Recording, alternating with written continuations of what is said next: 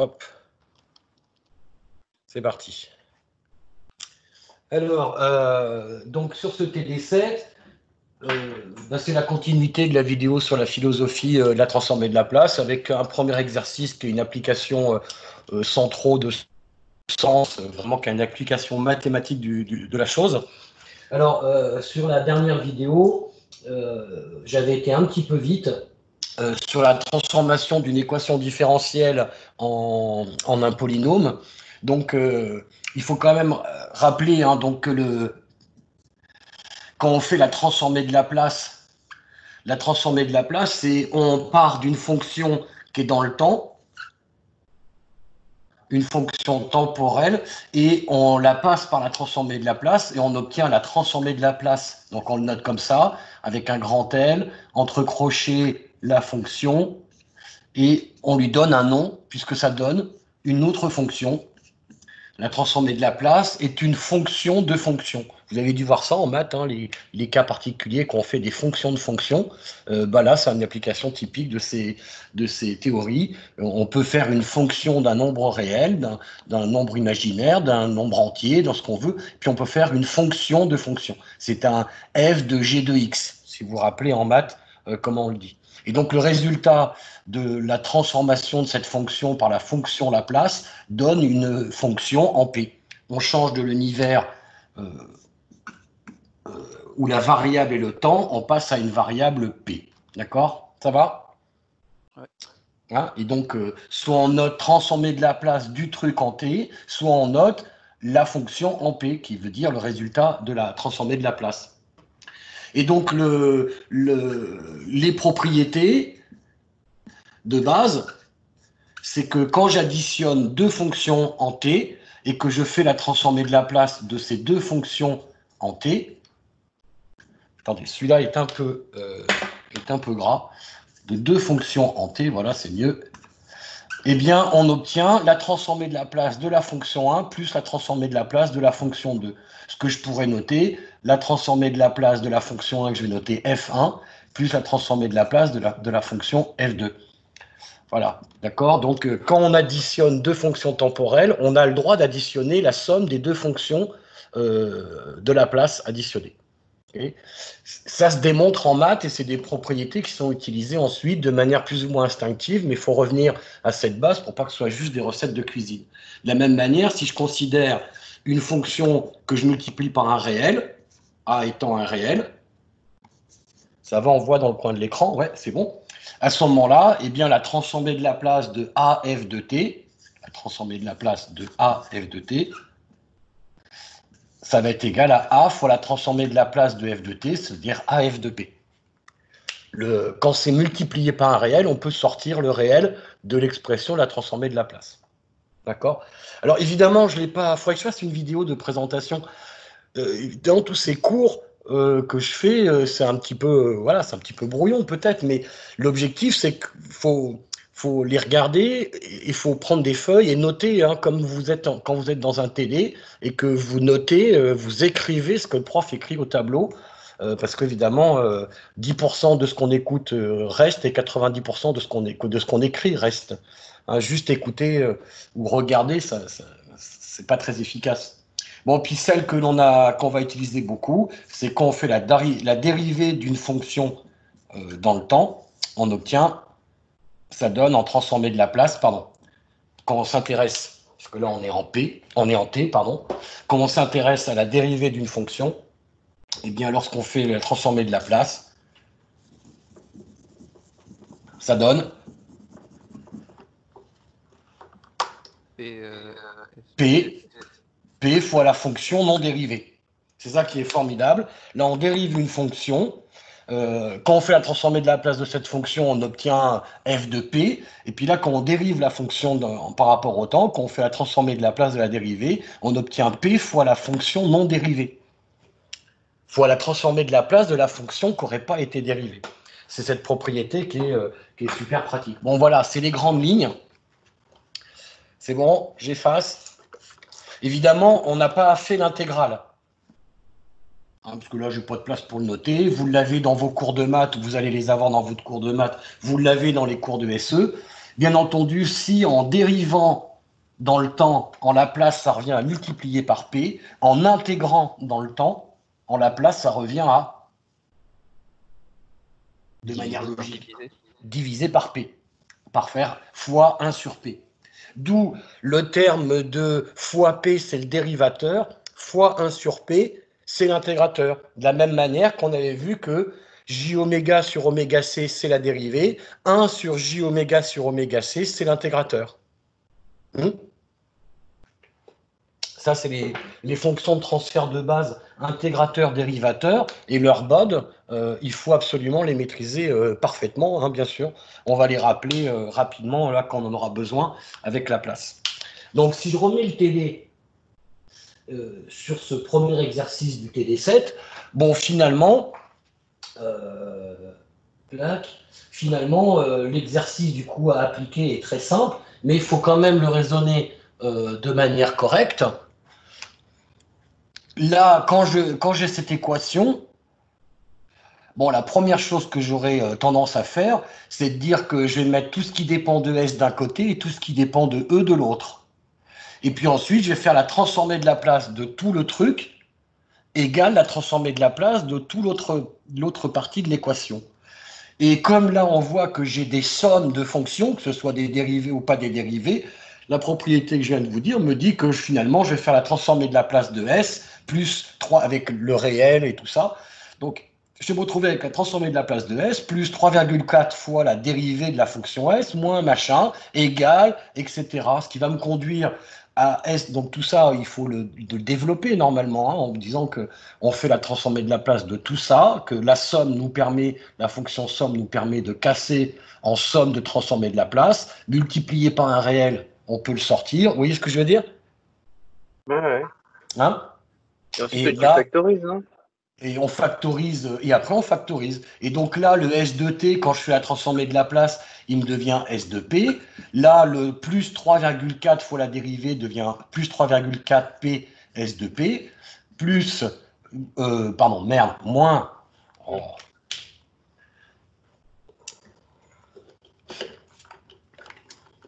moins 0,57 fois 2 fois la dérivée de S, donc ça fait moins 0,57 P carré fois S de P, égale la transformée de la place de E de T, donc on va l'appeler E de P, et puis le moins 1,81 qui devient plus 1,81, 2 fois la dérivée de E, donc P carré E de P.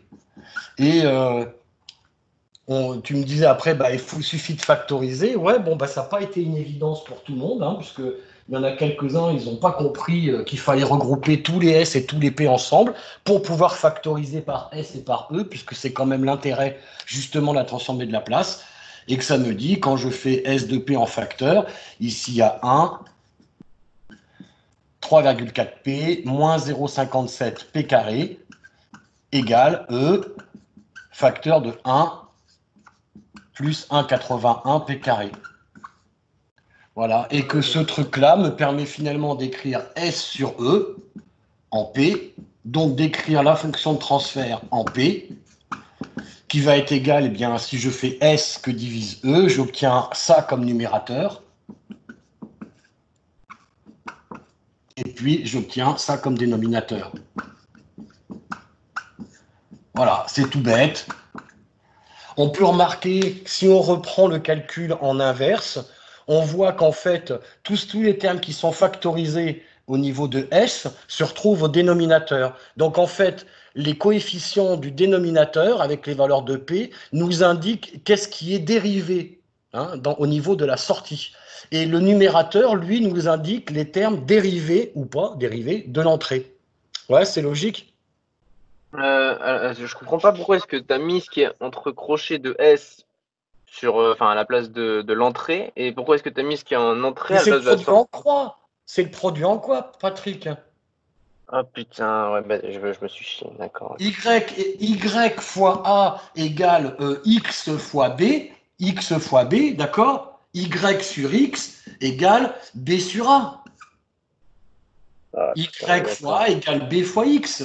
Non? Ouais, c'est ça. Ouais, c'est un truc aussi simple, je me suis chié Ben dessus. oui, c'est toujours la même chose, hein. Vous bloquez sur des choses, vous cherchez, tu vois, pour passer de là à là, tu te dis, mais hein, bon, bah, ça va passer maintenant, hein. C'est pour ça que je fais ça aussi, hein. Pour que Oui, ce soit bah, pas ça se sert. des embêtements comme ça qui vous foutent dans la merde, non? Non, mais ça se sert. Et c'est pour ça que on met tout le S d'un côté et tout le E de l'autre pour pouvoir justement faire cette opération et du coup trouver S sur E, trouver la fonction de transfert du système, hein, d'accord? Ok, ouais. Et cette opération, on ne peut le faire que grâce à la transformée de la place. Puisque quand on est dans l'équation différentielle, on ne peut pas mettre le S de t en facteur ou le E de t en facteur. Il est dérivé, hein, la dérivée de E, c'est pas un truc, c'est une fonction différente de. Alors que là, la dérivée de S, c'est une fonction qui est proportionnelle à S. Hmm. Mhm. Voilà, et c'est D'accord. donc l'objectif, c'est bien ça, de factoriser pour après faire le produit en croix et trouver la fonction de transfert. C'est ça qui vous a bloqué en fait. C'est pour ça que vous Bah, laissiez les E d'un côté, de l'autre. C'est ce que moi, ouais, j'ai vu, hein. C'est ce que j'ai vu, effectivement, hein. C'est tout con, en fait, hein. ouais, tellement, ouais. Bah, exactement. Mais bon, voilà. Bon, bah, vous vous ferez plus avoir. Bon, Maintenant. c'est bon pour ce truc-là? Ouais, ouais. Alors, l'ordre du système, parce que dans l'exercice, on vous demande quel est l'ordre du système. Alors, l'ordre du système, quelle est sa définition? Vous me l'avez donné, certains. Alors, je sais pas si c'est il y en a qui m'ont demandé en direct et ils avaient la réponse dans la définition et dans le cours. Alors, c'est quoi la Alors, définition officielle de l'ordre d'un système? c'est en fonction de. Alors, si c'est une dérivée seconde, c'est un ordre 2. Si c'est une Alors, dérivée donc, on troisième dit supérieure. que l'ordre, c'est le degré le plus élevé de la dérivée. Ouais. On le dit comme ça, ce que tu viens de dire. Alors, quel est l'ordre le plus élevé de la dérivée? Bah, là, actuellement, c'est une dérivée seconde qu'on a le Il y a plus. une dérivée seconde de S et il y a une dérivée seconde de E. D'accord? Alors, ce qu'il faut savoir, en maths, on peut faire tout ce qu'on veut, mais en physique, on ne peut pas avoir une équation différentielle où il y a une dérivée de S qui est inférieure à la dérivée de E. Il ne peut pas y avoir des termes d'équation différentielle où on irait à une dérivée 5, par exemple, ici, et là, on irait à une dérivée 8 au niveau de l'entrée. D'accord?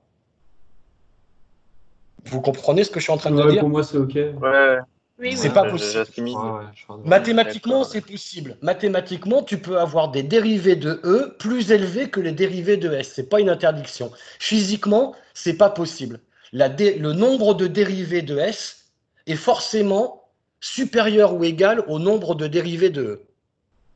Qu'est-ce que ça D'accord, ouais, je voudrait vois pas. dire? D'accord, oui ou pas? Ouais, ouais.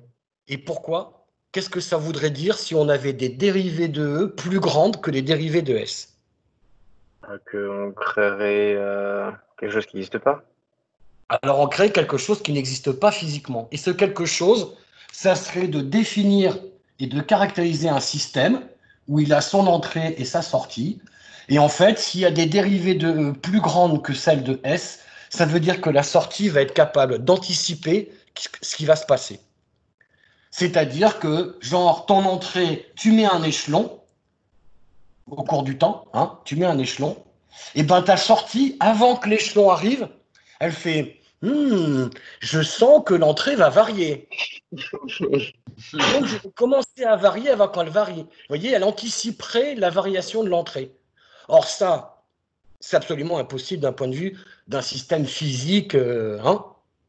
Même Il nous, on fallait a une du mal machine à à remonter. anticiper. Vous voyez ce que je veux dire? Donc physiquement, c'est pas possible. La sortie ne varie que quand l'entrée a varié. Et ça implique que les dérivées de S sont toujours supérieures ou égales aux dérivées de E dans une équation différentielle.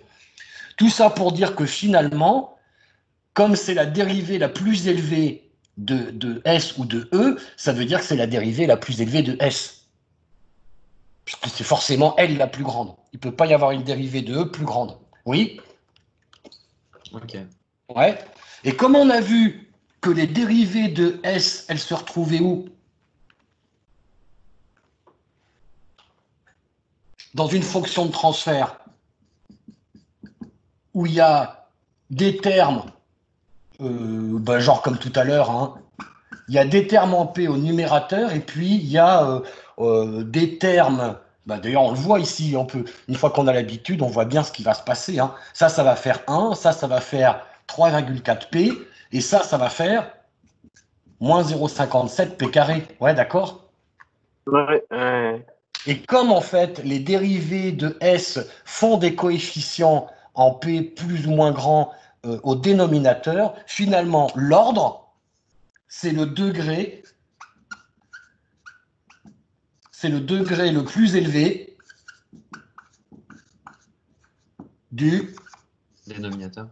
Exactement, du dénominateur.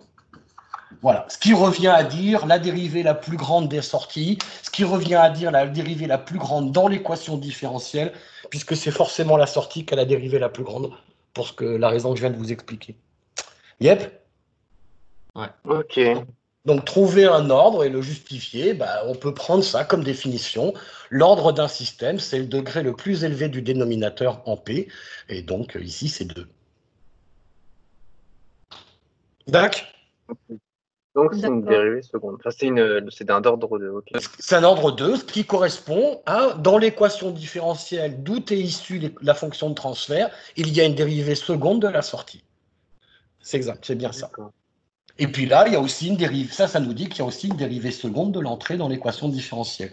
N'oubliez jamais les cours généralistes que je vous ai fait précédemment, justement, hein, la philosophie de la fonction de transfert et l'étude des systèmes linéaires que je vous ai fait avec les nombres complexes et tout ça. N'oubliez pas que derrière une fonction de transfert t de p ou t de j oméga, c'est une équation différentielle qui est cachée, puisque dans le domaine temporel, c'est l'équation différentielle qui définit le système.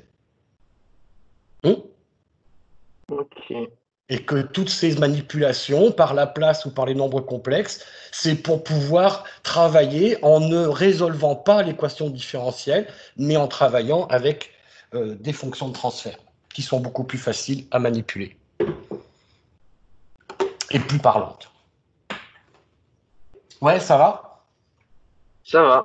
Ça va. Bon, puis exprimer la fonction de transfert en oméga, comme on a vu la dernière fois, c'est pas que P est égal à J oméga, mais comme lorsqu'on utilise les complexes, on obtient exactement la même philosophie, le même principe de simplification, eh bien, il suffit de remplacer P par J oméga, et donc là, on fait bien J oméga le tout au carré, hein, puisque c'est J et oméga qui est au carré, et on aura la fonction de transfert en oméga ou en J oméga. Ouais. Ouais, ok. Celle qui permet de faire les bodes, puisque les bodes, c'est en fonction de oméga. Voilà. Et ça veut dire que maintenant, ce qu'on va faire, c'est qu'on va tout faire avec du Laplace, parce que quand on a le Laplace, comme on va le voir dans l'exercice d'après, eh bien, avec la transformée de Laplace, s'il y a besoin de faire du bode, il suffit de remplacer P par J oméga et on obtient les fonctions de transfert qui nous permettent de faire du bode. Et puis, on va voir aujourd'hui que c'est même plus la peine de le faire à un moment. On peut le sous-entendre et obtenir directement avec P les analyses des bodes, sous-entendu en fonction de oméga. Et puis, quand on veut faire de la réponse indicielle, eh bien, on restera dans les transformés de Laplace, puisque c'est l'intérêt des transformés de Laplace, c'est de pouvoir faire de la réponse indicielle facilement. Ouais, ça va? Ça va, ça va. Oui, ça va, ça va. Alors, l'exercice 2. L'exercice 2, c'est un exercice où on commence à aller voir ce qu'on appelle, ce que vous avez vu dans le cours commenté, sur les réponses indicielles. Alors, qu'est-ce que vous pouvez me dire d'une réponse indicielle?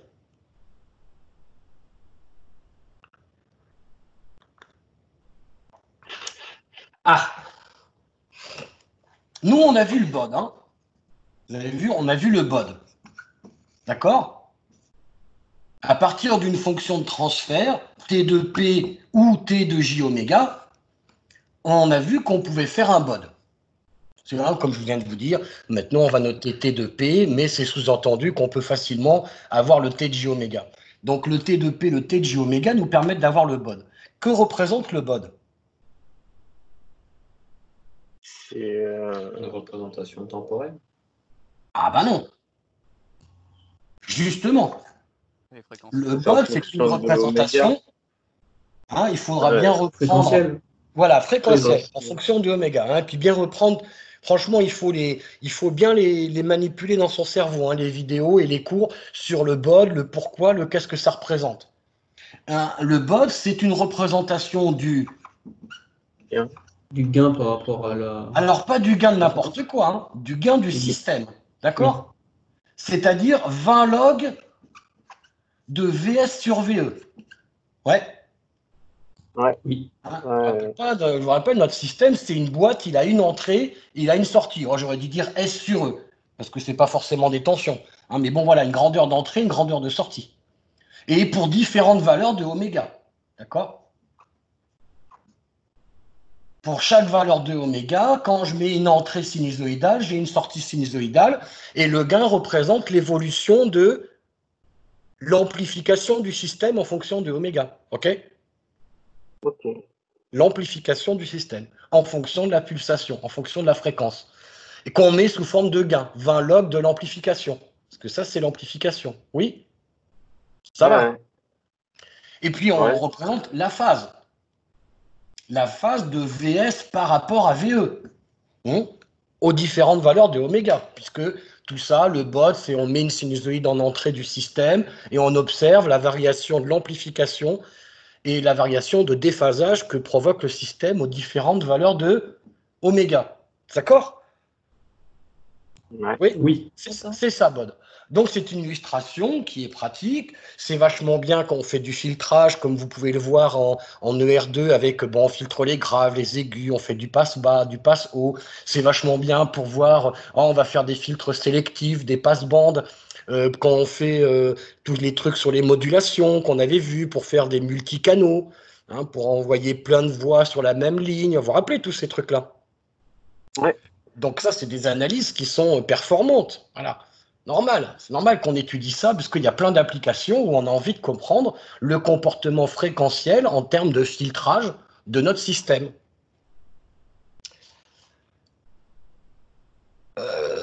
Sauf que voilà, le petit souci de Bode, c'est on regarde ce qui se passe quand en entrée on a des sinusoïdes. Au niveau temporel, ce qu'on étudie en entrée, c'est des sinusoïdes. Sauf que un système, dans le domaine temporel, c'est une équadif, d'accord, qui le définit. On met une entrée en entrée temporelle, on met une sortie, et puis bah, la sinusoïde en régime établi parfaite, ce n'est qu'un cas particulier. Ouais. Et même si on raisonne en disant bon, notre signal il est peut-être composé de plein de sinusoïdes, ce qui est vrai. Évidemment, la relation entre le temporel et le fréquentiel se fait par ça, via les spectres, la décomposition en série de Fourier, etc. Donc tout ça est valable.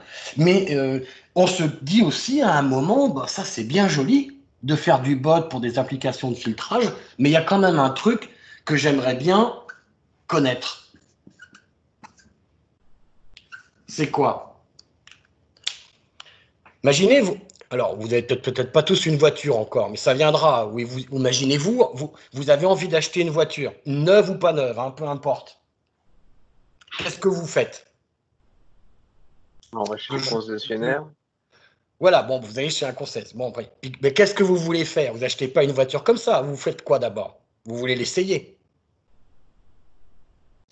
Vous Oui. l'essayez, hein, la voiture.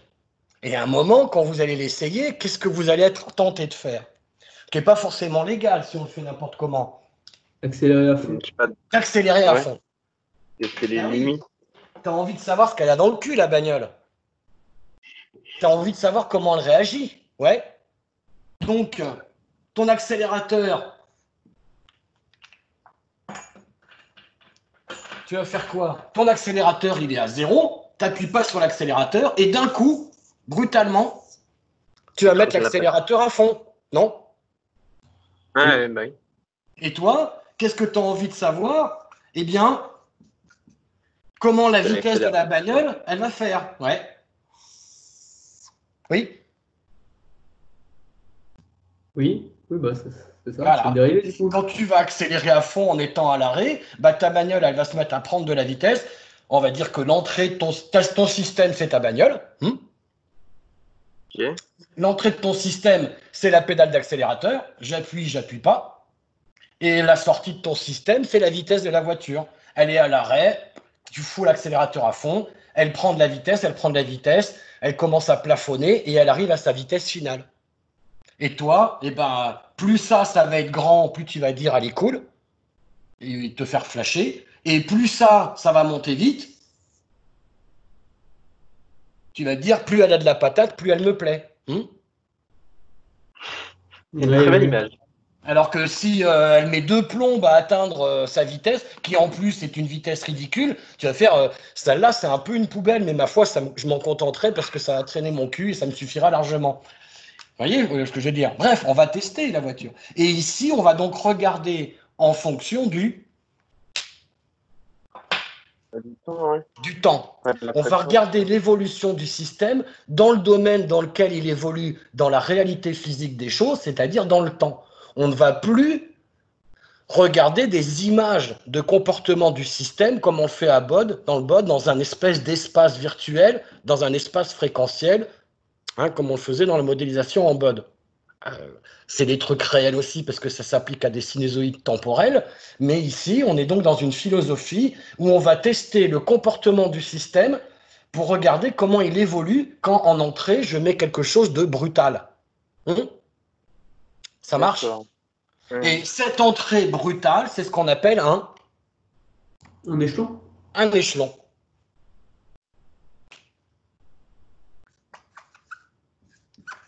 Et le comportement du système vis-à-vis de cet échelon, c'est ce qu'on appelle la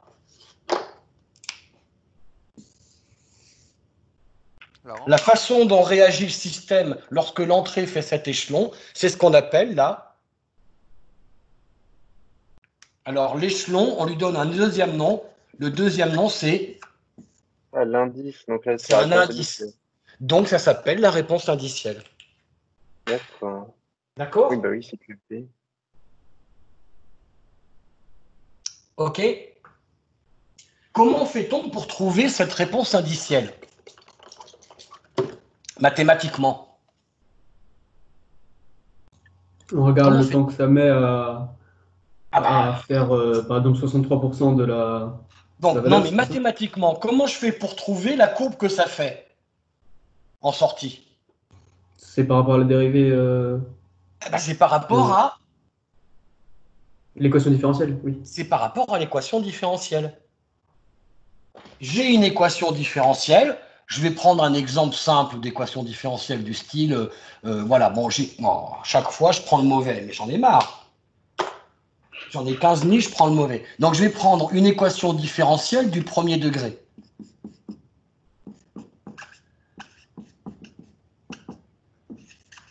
Vous voyez, on est d'accord? On voit plus à droite. À partir après le égal. Attends, peut-être que c'est juste moi. Non, c'est juste moi. Je vois bien. Non, c'est juste moi, j'avais Oh, il est dedans. Donc, A ds sur dt plus bs de t égale ke de t. On est d'accord? C'est un exemple d'équation différentielle, d'accord, du premier degré. Oui? Ok. Et comment doit-on faire mathématiquement pour trouver S de t? Puisque l'objectif, c'est que vaut S de t quand je connais E de t et que E de t est égal à quoi? À un échelon. Ce qu'on appelle en maths l'échelon en maths, on le note U de t. Ah oui. D'accord? La U de t, c'est la fonction qui dit quand le temps est négatif, je suis à 0, quand le temps est positif, je suis à 1. Ouais? Ok. Donc une entrée qui vaut E0 U de t, ça dit dans les temps négatifs, j'appuie pas, je mets rien, et puis dans les temps positifs, je mets une certaine amplitude E0. Par exemple, j'enfonce l'accélérateur à fond, pour reprendre l'exemple de tout à l'heure. Ouais? Ou pour reprendre l'exemple d'un circuit électrique, il n'y a rien en entrée du circuit, puis d'un coup, je mets 2 volts, par exemple. Donc le 0 vaudra 2 volts. Vous voyez ou pas? Oui. Ouais. Et donc, il faut résoudre l'équation, eh bien, que vaut S de t quand E de t est égal à ça. Vous voyez ou pas le truc? Ouais. Et comment on fait mathématiquement pour résoudre une équation différentielle? Eh bien, il faut résoudre l'équation différentielle sans second membre. Vous vous rappelez de ça? Trouver la réponse de l'équation différentielle, la solution générale de l'équation différentielle sans second membre, et trouver la solution particulière de l'équation différentielle avec second membre. Vous vous souvenez de ces trucs-là? Ouais. Oui. Vous l'avez vu, non? On est en train de le voir en ce moment. Récemment, là. Eh bien, c'est exactement, voilà. Ben, très bien, ça fait le lien parfait. Eh bien, en fait, ce qu'on voit en maths, c'est que, bon, ben, je vais prendre l'exemple de la réponse d'une équation différentielle du premier degré. Ça donne une fonction d'exponentielle croissante. On va y revenir. Eh bien, en fait, du coup, notre façon de se comporter, on va pouvoir le couper. Ça, c'est notre sortie, qui va donc, la résolution mathématique de l'équation différentielle nous donne une sortie qui a une certaine expression mathématique en fonction du temps. Et cette expression mathématique, on la voit, elle évolue comme ça. Et en fait, on va pouvoir définir deux zones dans cette façon de répondre, dans la solution de l'équation différentielle. Ces deux zones qui sont ici, ce qu'on va appeler le... Ça vous parle pas? La limite. La limite quand t tend vers l'infini, ouais. Mais on lui donne un autre nom. Le régime Linéaire? Non. Permanent. permanent. Pourquoi dit-on régime permanent? Eh bien, c'est le régime quand tout est devenu constant. D'accord? C'est le régime établi, on dit aussi. Ouais, c'est celui qui vient après le régime transitoire. Exactement, puisque ça sera le régime transitoire. D'accord? Oui? Ouais. Le régime transitoire, il nous dit comment je passe de 0 au régime permanent. Est-ce que j'y vais lentement? Est-ce que j'y vais rapidement? Est-ce que j'y vais régulièrement? Est-ce que j'y vais avec des oscillations? Second ordre. Ouais? Ouais. D'accord? Ouais. Ce truc-là, c'est la solution générale de l'équation différentielle sans second membre, qui nous définit la façon dont ça varie. Le régime permanent, c'est la solution particulière de l'équation avec second membre. Ouais, ça va vous parler avec les maths. Ça, c'est elle qui va définir le régime permanent. Le régime permanent, c'est le régime établi. C'est le régime quand tout devient constant. C'est le régime statique. Ouais. Ok. C'est le régime quand ça varie plus, statique. Alors que ça, on peut aussi dire que c'est le régime quand ça varie. Le régime transitoire. Ou bien on appelle aussi ça le régime dynamique. Quand ça varie, on dit dynamique. D'accord. Quand ça varie pas, on dit statique. Ouais, logique. Okay. Logique. Vous voyez ces mots-là qu'on va retrouver partout régulièrement et qui sont des liens entre les maths et le système. Alors voilà donc la méthode brutale. Hein? Ça va? Vous avez des questions ou pas? Non, c'est bon. Juste du coup, pour une équation différentielle du premier ordre, ça va donner toujours la même courbe à peu près? Toujours. Ah non, pas à peu près, toujours. Ok. Non. De ce type-là, en fait, chaque équation différentielle a toujours. Quand l'entrée est un échelon, bien sûr. Hein. Oui, oui, oui. Si on change l'entrée, ça change la façon de varier. Mais une équation différentielle qui a une certaine structure, tu mets la même entrée, l'allure est toujours la même. Ok. Par contre, on verra en deuxième année, parce que nous, on va se contenter des passe-bas, donc des structures qui sont comme ça. On verra qu'un premier degré peut avoir une réponse qui est quand même légèrement différente. Enfin, pour certaines parties. N'anticipons pas de trop. D'autres questions sur cette idée? Non. Non? Non, c'est clair. Ça va? Donc ça, bon, là, on vient de voir comment on fait mathématiquement, de manière brutale, tout ça pour insister sur le fait que quand on fait de la réponse indicielle, on fait une analyse dans le temps directement. L'objectif est de trouver la réponse de la sortie dans le temps en imposant une forme particulière de l'entrée dans le temps. Et que cette forme particulière de l'entrée, c'est le fameux échelon, c'est l'indice. Okay, et qui est quelque chose qui permet, vous voyez, que je prenais l'exemple de la voiture, parce que pourquoi fait-on ça? Parce que ça permet de caractériser des propriétés de base du système. Quand je mets brutalement l'entrée de 0 à quelque chose qui n'est pas nul, constant, vous voyez, ça nous permet de voir la dynamique du système, comment il réagit dans son régime transitoire, quelle est sa dynamique. Ça nous permet de voir le statique du système, la valeur finale du système, à quelle valeur il s'équilibre, oui ou pas? Ouais. Donc, est-ce qu'il amplifie beaucoup ou pas, le coup de la bagnole? Est-ce qu'elle va vite ou pas à la fin? Et puis, est-ce que pour y aller vite ou pas, est-ce qu'elle met du temps ou pas? Et puis, dans ces régimes transitoires, évidemment, genre, oh là, le machin, il fait comme ça avant de... Ça fait joli, hein. Il fait comme ça avant de se stabiliser. C'est peut-être pas terrible pour certaines applications. Pour d'autres, ça peut peut-être être intéressant, vous voyez ou pas? Ouais. Bien sûr, l'entrée échelon n'est pas la seule grandeur typique que l'on a envie d'étudier et qu'on met à l'entrée d'un système. Pour caractériser un système, on peut mettre l'échelon, parce que c'est logique, mais on peut mettre une rampe, on peut mettre un Dirac. Vous avez déjà entendu parler de ça? Non? Non, Si, Dirac, Dirac, Le s'appelle, Dirac, c'est l'impulsion. oui, c'est Il n'y a rien, je mets une impulsion et j'arrête. Là, je mets une calotte, je mets une claque à l'entrée du système, paf, et je regarde ce qui lui arrive. Le Je mets une pauvre. pichenette.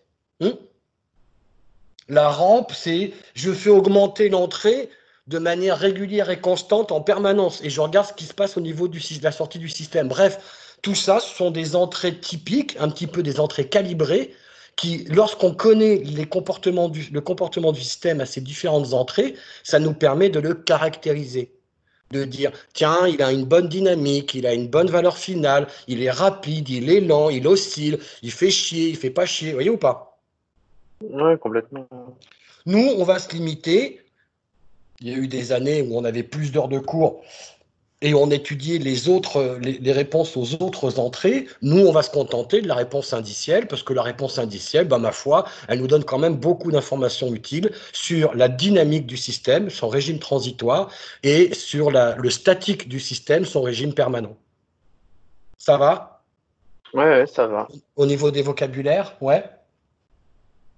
T'es clair. Donc, C'est clair. Alors, parlons un petit peu de l'exercice, du coup. Puisque cet exercice permet d'illustrer parfaitement l'intérêt de passer par les transformés de Laplace ou pas. La première partie de l'exercice nous dit, bon voilà, tu as un système, on est dans le domaine temporel. En entrée, on applique en entrée, on va appliquer un échelon de tension, et puis on nous demande d'écrire l'équation différentielle du système. Donc là, on fait comme si on était des neuneux et qu'on ne connaissait pas la transformée de Laplace. Et que donc, en gros, à la fin de l'exercice, on nous dit, donnez l'expression de Vs de t. Comment est-ce qu'il varie, comme je viens de le faire avant. Eh bien, si je prends l'exercice de base, la GR1 et la GL1, là, j'ai l'entrée. Je l'appelle V1, j'ai l'entrée. Je l'appelle entrée. Et puis là, je l'appelle sortie. Voilà. On va pas s'emmerder. Comment doit-on traiter l'exercice en faisant le neuneu? Eh bien, en faisant le neuneu, c'est en faisant ce qui est suggéré, c'est-à-dire en faisant tout dans le domaine temporel. Et ici, il y a un courant I de T. Ouais. Ça va? Ça va. ouais. Le courant I qui traverse l'inductance et la résistance. Alors, l'inductance, il y a une tension à ces bornes, qu'on appelle UL. Et UL est lié au courant par la relation LDI sur DT. Voilà. Le courant traverse le même courant, puisqu'il n'y a rien qui sort, le même courant traverse R1, ce qui va nous donner que S de T, U égale RI, est égal à R1 I de T. D'accord? Et la loi d'émail nous dit que E de T est égal à S de T plus UL de T, c'est-à-dire plus LDI sur DT. D'accord? Ok. Ok. Bon, alors là, le problème, c'est qu'on veut l'équation différentielle entre S et E. On veut savoir comment trouver S quand on connaît E. Donc, ici, on a une variable intermédiaire. On a une variable qui nous emmerde, c'est la variable I. Donc, avec cette équation, on peut dire que I de T est égal à S de T sur R1. Et que donc, mon équation différentielle, je peux remplacer I de T par S sur R1. R1 étant une constante, elle sort de la dérivée. Et il me reste DI sur DT, c'est-à-dire DS sur DT fois 1 sur R1, donc L sur R1 DT. Ouais, D'accord, ouais. voilà. Maintenant, si je veux trouver S de T, de la méthode brutale, c'est de dire je vais résoudre l'équation différentielle en S en remplaçant E de T par un échelon, si je veux la réponse indicielle à un échelon de ce circuit. Ouais, Logique. la méthode que je vous ai dit avant. Équation, solution générale de l'équation sans second membre, solution particulière de l'équation avec second membre et tout le tintouin. Ok.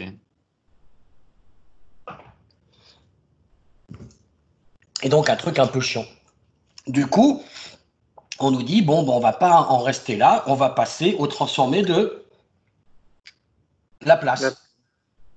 Ce qui va me donner cette équation différentielle va devenir E de P égale S de P, facteur de 1 pour ici, plus L sur R1P pour la dérivée de S. Je ne refais pas toute la démonstration, c'est bon, vous avez pigé.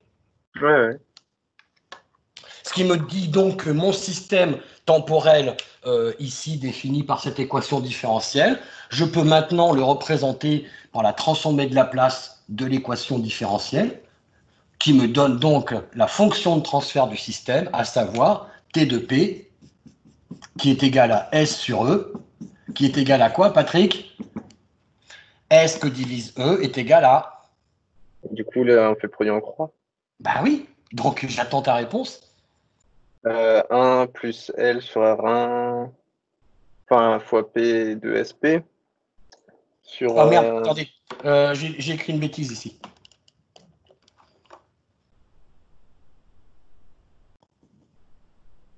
Ce terme-là fait L sur R P S de P. Si je mets en facteur, il ne reste que L sur R P. Pardon. Donc, qu'est-ce que ça fait? S que divise E, ça va faire quoi? 1 que divise ça. Oui, parce que oui, c'est ça fois 1, ouais, d'accord. Voilà, bon. Encore, faut encore gagner un petit peu d'aisance là-dessus, hein, d'accord, Patrick? Et les autres. Oui. Gagner de l'aisance pour pas que ce soit une sinécure pour faire ça. Hein, on reconnaît quoi? 1 sur 1 plus quelque chose fois P, on reconnaît un système du Premier ordre. premier ordre. De type Passe bas. passe-bas. On va le redémontrer tout ça. Voilà. Alors, voilà à quoi on arrive. Alors maintenant, avant de terminer l'exercice sur la résolution de cette équation différentielle en passant par les transformés de Laplace, eh bien, regardez un petit peu cette petite bêtise que l'on a fait. C'est-à-dire que là, on voit la lourdeur de la démarche habituelle, c'est-à-dire la démarche de base, celle qu'on apprend en STI 2D chez les électroniciens, celle qu'on apprend quand on ne veut pas que vous utilisiez des outils mathématiques trop compliqués, hein, puisqu'il faut faire un produit en croix et maîtriser une fonction de base. C'est quoi ce truc-là? C'est que ici, qu'est-ce qu'on a fait? On a écrit les relations temporelles, on a utilisé la loi des nœuds, la loi des mailles, la loi d'Ohm pour écrire le machin et écrire l'équation différentielle complète. Et ensuite, on a transformé l'équation différentielle en fonction de transfert. Ouais. D'accord? Ouais. Ouais. D'accord. Bon, merde, oula. Vous la gardez en tête, ces petits trucs-là, il me faut un peu de place. Voilà, et on arrive à ce résultat-là. Bon, et bien maintenant, on va voir que ça, on peut faire une démarche beaucoup plus générale, qui rejoint évidemment la méthodologie vue avec les nombres complexes, en notant ceci. Quand on est dans le temps, si je considère une résistance, quelle relation y a-t-il entre le I et le U de T de cette résistance? C'est U de T égale RI de T. On est d'accord. Ouais. On est d'accord. Si je passe en Laplace, qu'est-ce que ça fait? La transformée de Laplace de U, je vais l'appeler grand U. Et puis comme R est un réel, oui, ça va, vous me comprenez là? Ouais. Oui. Donc, la résistance en Laplace, elle peut être modélisée par l'impédance de la résistance, c'est R. Puisqu'on a U égale RI. Prenons l'inductance qu'on a vu tout à l'heure. L'inductance, quand il y a un I de T et quand il y a un U de T, la relation entre U et I, c'est U égale LDI sur DT. Ouais, toujours. Toujours. Ouais. Si je fais la transformée de Laplace, ça va me donner quoi? Ça va me donner transformée de Laplace de U de T, je l'appelle U de P. Et puis ici, ça me fait L fois la dérivée de I. Quand je fais la transformée de Laplace, ça me fait LP. Non? Si. LPI de P. Hmm. Ça veut dire quoi? Que l'impédance de l'inductance, l'impédance, c'est de dire U égale l'impédance fois I. C'est comme ça qu'on définit l'impédance. La loi d'Ohm appliquée à l'inductance, U égale I, U égale RI, U égale ZI, et bien évidemment, elle vaut LP. Rappelez avec les oméga, ça vaut R. L'inductance, ça vaut JL oméga. Bah oui, si je fais la même chose avec les J oméga, j'obtiens bien, en remplaçant P par J oméga, JL oméga. Non? D'accord. Ouais. Si, oui. Et quand je prends le condo, le condensateur, lui, c'est I égale CDU sur DT. Entre le I et le U. Bon, toujours dans le temps. Hein. Ce qui va faire ici, I égale, en Laplace, CP U de P. Et donc, cette fois, U ne vaut pas... Alors là, on a I égale quelque chose fois U. Donc, ça veut dire que U égale I fois l'inverse de ça. Donc, le Z du condensateur va être égal à 1 sur CP. Le fameux 1 sur JC oméga que vous aviez vu avec les complexes. Non? D'accord. Ouais. Oui. C'est la même histoire. On transforme la dérivée en fois P ou en fois 1 sur P. Alors, pourquoi je vous parle de ça? Ben parce que ceci nous montre que maintenant, quand on Monsieur, rencontre... Oui, à la fin, vous avez oublié DU, DT où ça? pour le condo. Ici? Oui, vous avez oublié le T. Ah oui, je ne l'ai pas mis pour... Ben, il est sous-entendu. Ah, d'accord. Je ne l'ai pas écrit parce que voilà, ça prenait beaucoup de place et qu'effectivement, au bout d'un moment, comme je suis en DT, je sais que ce que j'écris, c'est des fonctions temporelles et que de l'autre côté, c'est des fonctions en P. Hein, c'était fait exprès.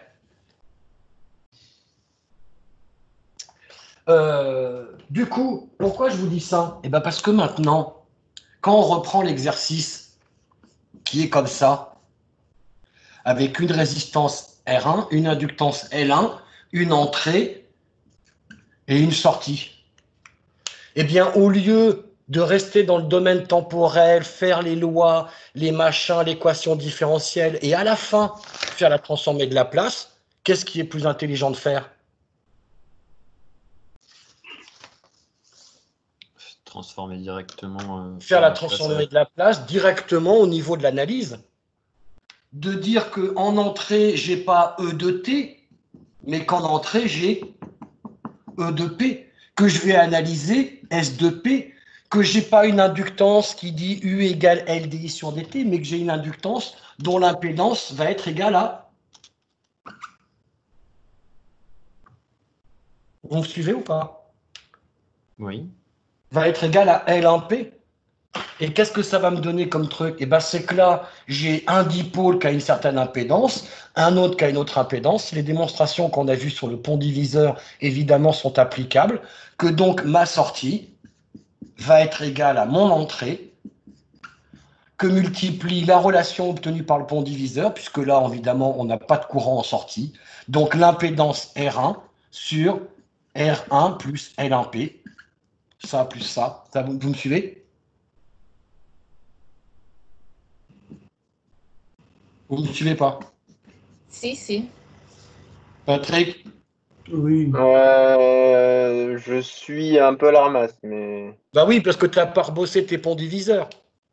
Oui, c'est le diviseur des tensions. Ah oui, le point user, ouais, c'est bon. Bah oui, pont diviseur. Ce qu'il y a là est égal à ce qu'il y a là fois R sur l'impédance qui est là plus la somme des deux impédances. Oui, Le d'accord. pont diviseur. Et que donc S sur Ah, tu E m'as vaut dit, R1 c'est sur R1 sur R1 plus 1, il faut L1P. chercher R1, d'accord, ok.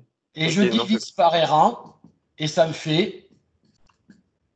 Je divise par R1 ici, il me reste 1. Je divise par R1 ici, il me reste 1. Je divise par R1 ici, il me reste L1 sur R1P. Voilà. On retrouve la fonction de transfert qui était demandée sans passer par l'équation différentielle. D'accord, ok. Et voilà comment on va résoudre maintenant les problèmes de circuit électrique. Mais on Ouais. derrière ça est cachée une équation différentielle en temps. Ça roule ou pas?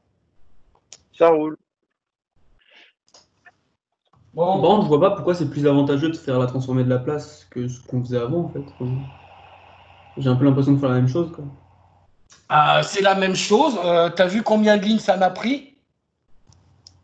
Oui, Et l'autre, t'as vu ce qu'il a fallu que j'écrive? oui, ça. Oui, ça. Donc, pour en être convaincu, c'est pour ça qu'on vous demande ces exercices-là. Eh bien, fais l'analyse, toi, tout seul, sur ta feuille, en disant, alors, je dois faire U égale RI, U égale LDI sur DT, remplacer I par S, etc. Faire la transformée de la place, factoriser, faire S sur E. Fais-le, toi, à la main. Et puis derrière, après, tu fais le pont diviseur. Et tu me diras, à ce moment-là, quelle est la plus rapide, quelle est la plus efficace. Maintenant, ta remarque est justifiée. Évidemment que c'est la même chose. Évidemment. Sauf qu'il y en a un, c'est un chemin direct, et l'autre, c'est un chemin indirect. Ok. Oui, c'est vrai que... Mais évidemment que c'est la même chose, bien sûr. Tout ce qu'on dit est équivalent dans un sens ou dans l'autre. De toute façon, s'il n'y a pas cette équivalence-là, c'est qu'on est en train de dire de la merde. Ouais. Oui. Donc, c'était Oui. ça l'exercice 7, que tout le monde ne l'a pas fait. Moi, je vous invite à le faire, parce que justement, il montre bien l'intérêt d'oublier, entre guillemets, d'arrêter d'essayer de trop passer, de ne pas passer par les équations différentielles dès que c'est possible, et que pour les circuits électriques, on va pouvoir raisonner en impédance, avec les impédances et les lois pont diviseur, Millman, etc. De la même manière que vous le faisiez avec du J-oméga. Sauf que le J-oméga, on a le droit de le faire que quand c'est du sinusoïdal. Eh bien, avec le P, on a le droit de faire pareil, sauf que ce n'est pas réservé qu'au sinusoïdal. Le S, le E, il n'y a aucune limitation sur la forme temporelle qui leur est associée. Ça peut être n'importe quelle forme temporelle. Elles auront un E, elles auront un S en P. Oui? Oui. Ok. D'accord. Bon, bref, on arrive à ce résultat-là. Ça, c'est pas un souci.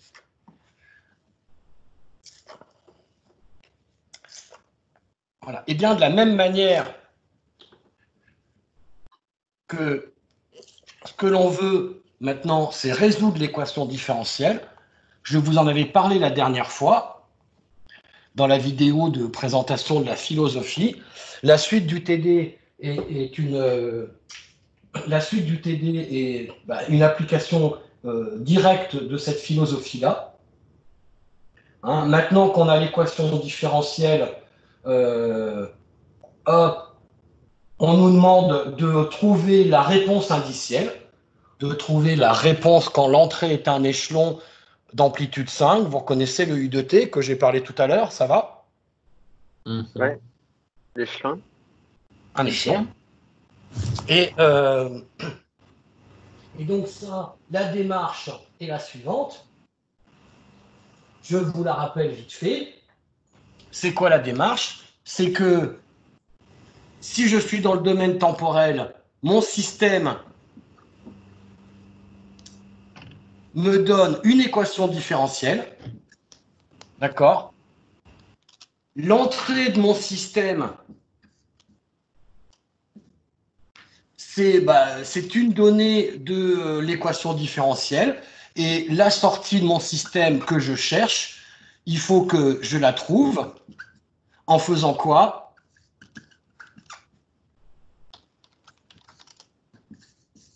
En faisant une résolution de l'équation différentielle. Ce que je vous parlais au début de la vidéo. Il faut calculer la solution, machin, et puis on détermine le régime transitoire, le régime permanent, et on résout l'équation différentielle avec un E que l'on connaît, et puis ça me donne mon S. Ouais? Allô? Quelle est la philosophie? Le système n'est plus représenté par une équation différentielle, mais par une fonction de transfert. Sa sortie, eh bien, c'est un S de P. Son entrée, c'est un E de P. Évidemment, E de P est la transformée de la place de T.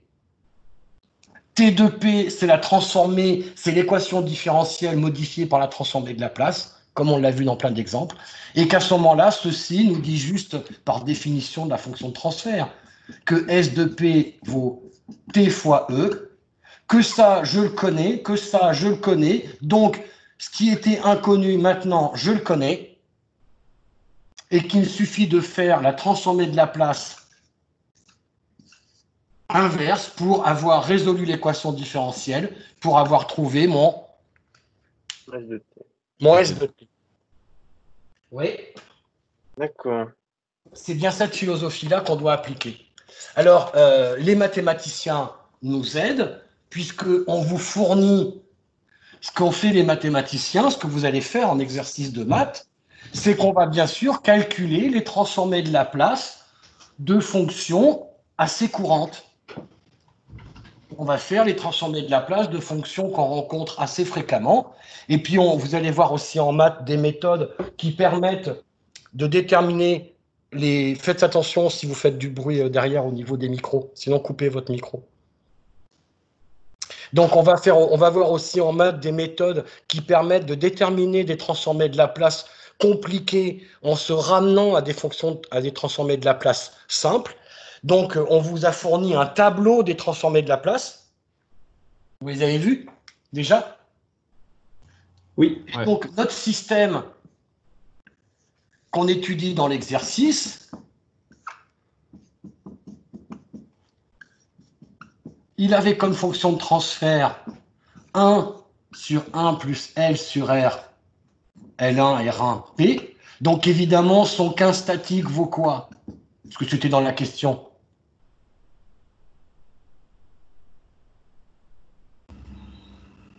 D'accord?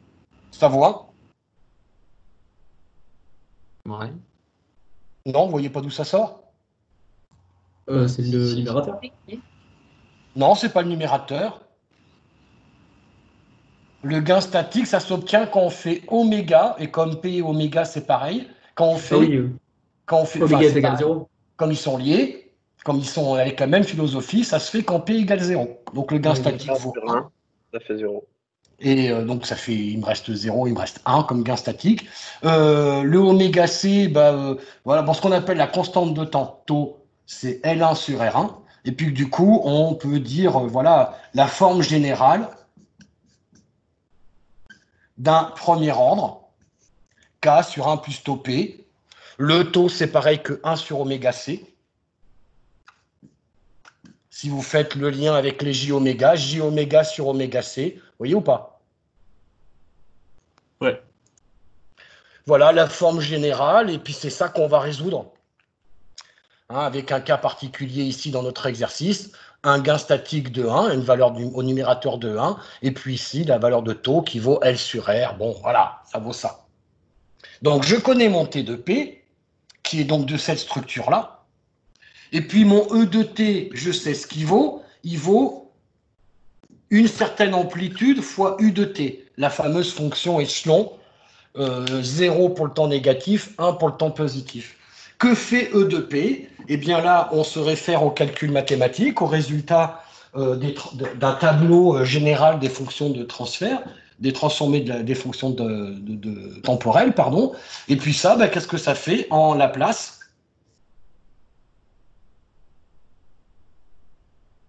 Alors, vous ne savez pas encore de trop bien, mais vous regardez votre tableau, ben, la transformée de Laplace de l'échelon, on montre que ça vaut 1 sur P, donc ça fait E0 sur P.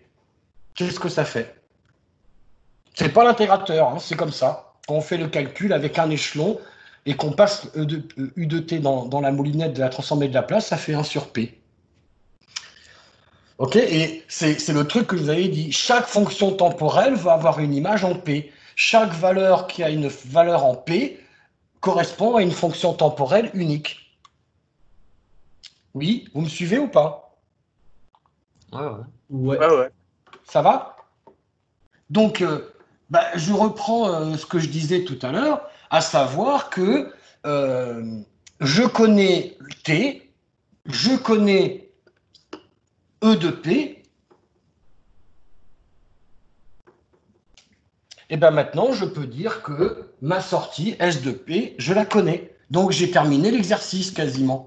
S de P vaut T de P, c'est-à-dire K sur 1 plus taux P, pour prendre une forme générale.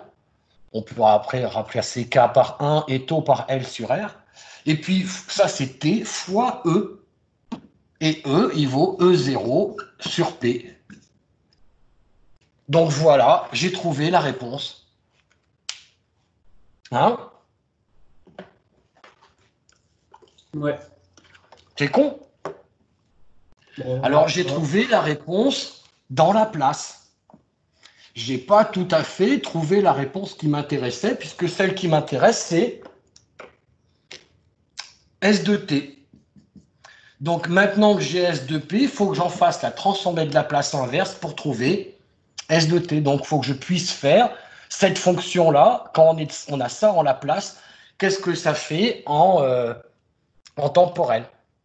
Alors, KE0 est une constante dans les transformées de Laplace, elles peuvent se barrer. Donc, il faut que je trouve ce que fait la transformée de Laplace inverse de ce truc-là. Et pour ça, je vais me référer à nouveau au tableau des transformées de Laplace, où cette fonction-là, en Laplace, elle est donnée sous une forme générale. Et là, on trouve quoi quand on le fait? Eh bien, on trouve le fameux truc en 1 moins exponentielle, moins t sur taux, u de t. Voilà. Parce que la transformée de Laplace inverse de ça, ça fait ça. C'est comme ça, hein, c'est ce que nous montrent les maths. Donc ça, je ne vais pas passer trop de temps parce que ça fait partie du programme de maths, que ça se calcule, que ça s'étudie, que vous avez le cours de SE qui vous détaille cet exemple-là.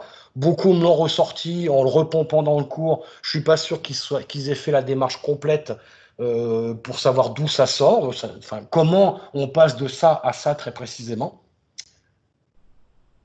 Dites-moi si ça vous va ou si on fait autre chose, si on détaille un peu plus quelque chose. Non ? Non, c'est bon. C'est bon? Bon, de toute manière, ça, c'est pour faire la démonstration et obtenir le résultat mathématique de la fonction temporelle, mais ça rejoint la question ou la remarque que vous m'avez faite tout à l'heure. Mais en fait, notre système, il va toujours avoir la même forme. Eh bien oui, quand on a une fonction de transfert du premier degré passe-bas, comme on vient d'utiliser dans cet exemple, eh bien on se rend compte que finalement, la sortie, elle a toujours la même forme. Cette forme-là, c'est le fameux truc que l'on va finalement, on peut se contenter aussi quelque part de retenir ça, c'est que quand je mets un échelon en entrée qui fait une amplitude E0. Ça, c'est l'entrée que je viens de représenter. Comment va être la sortie? Eh bien, la sortie, elle fait... Ah, le rouge, vous ne le voyez pas bien. Même Ouais, pas du tout. celui-là, il va mieux. Celui-là, vous le voyez, celui-là. Ouais, celui-là, il... Que fait la sortie? Bon, évidemment, quand l'entrée est nulle, la sortie est nulle. Puis c'est ce qu'on disait tout à l'heure. Il y a un régime transitoire où la sortie se met à augmenter avant de plafonner à une valeur finale. Régime transitoire, régime permanent. Et que cette sortie va être caractérisée, donc ça c'est la sortie que je fais en rouge, va être caractérisée pour un premier ordre passe-bas, va être caractérisée par deux éléments principaux qui sont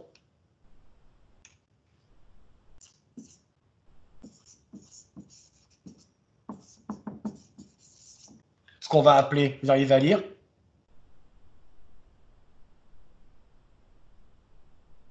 Ouais, valeur valeur finale. La valeur Oui. finale, la valeur que l'on va obtenir à la fin, et le temps de réponse, ce qu'on appelle le temps de réponse, ou la valeur particulière qu'on a à t égale taux.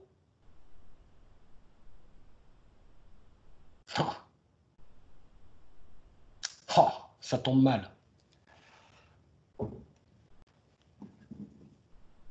Ouais, je vais le faire à un autre endroit, à peu près, allez, je vais le faire par là. Voilà. Et alors, que vaut la valeur finale? C'est quoi sa forme générale? Sachant que notre fonction de transfert, elle vaut k sur 1 plus taux p, et que notre entrée vaut E0 sur p. Que notre entrée temporelle est un échelon d'amplitude E0. C'est ce que j'ai représenté là. En temporel, on a l'échelon d'amplitude E0. D'accord? Oui, vous me suivez ou pas toujours?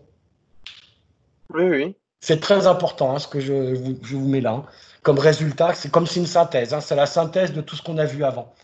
Alors, que vaut la valeur finale? Avec des valeurs littérales, pas avec des nombres. On fera un exemple avec des nombres si vous voulez après, mais... Alors, ça vaut quoi? On a dit que S de t, le calcul mathématique nous dit que S de t est égal à KE0 facteur de 1 moins exponentielle moins t sur taux. Bon, le U de t, c'est pour dire que cette expression n'est valable que pour t positif. Pour t négatif, ça vaut 0. Pour t négatif, ça vaut 0. Et puis pour t positif, ça fait ça. Mais ce truc-là que j'ai fait en rouge, c'est cette fonction mathématique qui la représente. On voit bien que quand t évolue, la valeur que l'on a ici change. Alors, que vaut la valeur finale?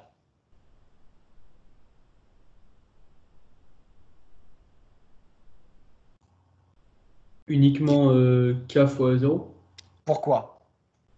Parce que du coup, exponentielle de moins t sur constante de temps, ça va faire 1. Ou non, 0. ça va faire 0. Du coup, 1 moins 0, ça va faire 1. Voilà.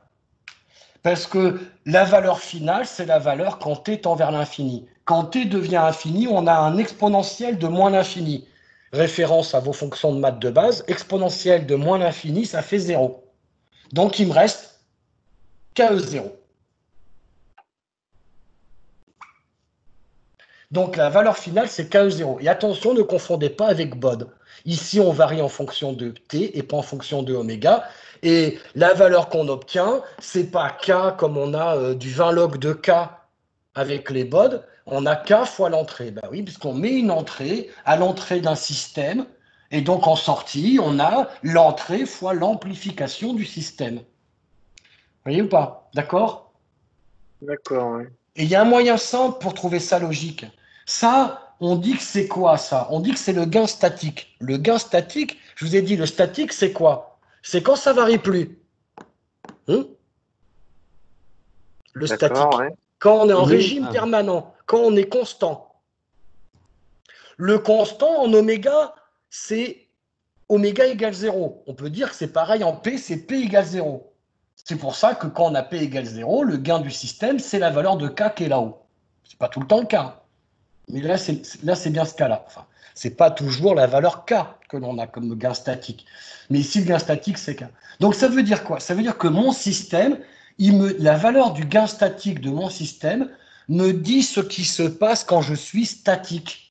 Donc, il me dit ce que j'ai en régime permanent. Oui.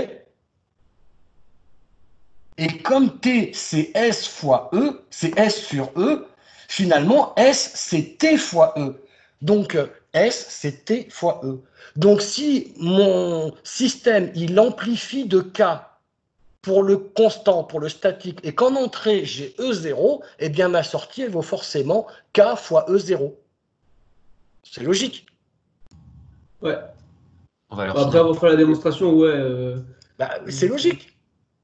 Le système, il représente la sortie sur l'entrée. Ma sortie vaut le système fois l'entrée. Quand je suis en régime permanent, le système, il vaut K. Oui, oui. Mon entrée, elle vaut E0, donc ma sortie, elle vaut K fois E0. C'est normal, c'est logique. Bon, la vraie démo est ici. Quand tu es vers l'infini, ça fait KE0. Mais là, c'est un moyen mémotechnique, logique, pour dire en régime permanent, je suis dans le régime statique. Le régime statique, on peut l'étudier uniquement avec le gain statique. Pas besoin de s'occuper des termes en P. Uniquement le gain statique me permet de définir le régime statique. Voilà, d'accord. Et donc, n'oubliez pas, la sortie, ça ne vaut pas K. La sortie, c'est toujours quelque chose fois l'entrée. La sortie, c'est quelque chose fois l'entrée. Bon, voilà pour le gain statique. Et le dernier truc, c'est que à T égale taux, on a 63% de...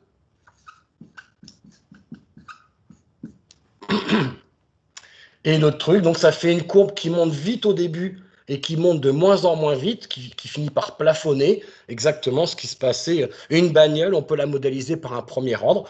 C'est exactement ce qui se passe. Quand vous êtes à l'arrêt, que vous mettez le moteur à fond, vous accélérez très fort au début, vous prenez de la vitesse très vite, et puis au fur et à mesure, vous accélérez de moins en moins fort, votre vitesse augmente de moins en moins vite jusqu'à plafonner, jusqu'à la vitesse maximale. C'est typiquement la plupart des systèmes vont évoluer comme ça. Énormément de systèmes vont évoluer suivant des premiers ordres. C'est normal, c'est la physique normale de base. Voilà, et on peut visualiser à 63% de la valeur finale, à 63% de KE0, on peut visualiser que l'on a T égale taux pile poil. C'est facile, il suffit de calculer avec T égale taux ici. On remplace petit t par taux, ça fait exponentielle moins 1. Et si vous faites 1 moins exponentielle moins 1, vous trouvez 0,63 fois KE0. Si vous faites exponentielle moins 1, à t égale taux, vous trouvez 0,63. Donc 63% de KE0. Oui? Ça, je crois que vous l'avez dans le cours. Hein. Oui, c'est... Voilà. Le calcul est tout bête et on le retient, 63% de la valeur finale. Et en cas de doute, bon, voilà, ça se retrouve très vite et très facilement.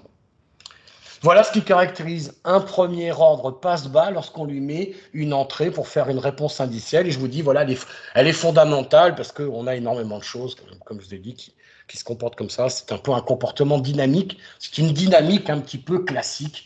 On va très vite au départ, on accélère très fort au départ et on plafonne jusqu'à la fameuse jusqu'au régime établi qui ne va dépendre que du gain statique et de l'amplitude de l'entrée. Okay, donc faites attention parce que très souvent dans les exos, pour vous simplifier la vie, on étudie des systèmes avec K égale 1, ce qui était le cas dans l'exercice. Et donc, la sortie, évidemment, comme K vaut 1, l'entrée est E0, la sortie vaut E0. Dans l'exercice, on mettait une amplitude de 5 volts en entrée, le K vaut 1, donc la sortie, elle va finir à 5 volts. Non ?